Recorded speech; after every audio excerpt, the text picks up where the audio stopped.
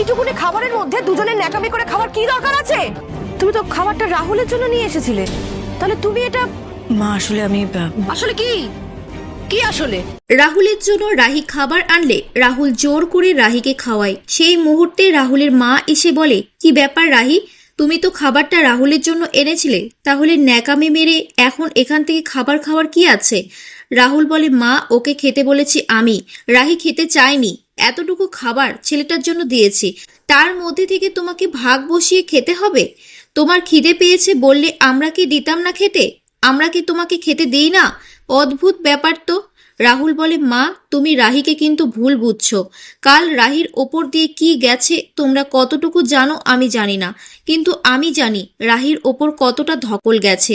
কাল থেকে রাহির না খেয়ে আছে মা, ও নিজে মুখে কোনো সময় খাওয়ার কথা বলবে না।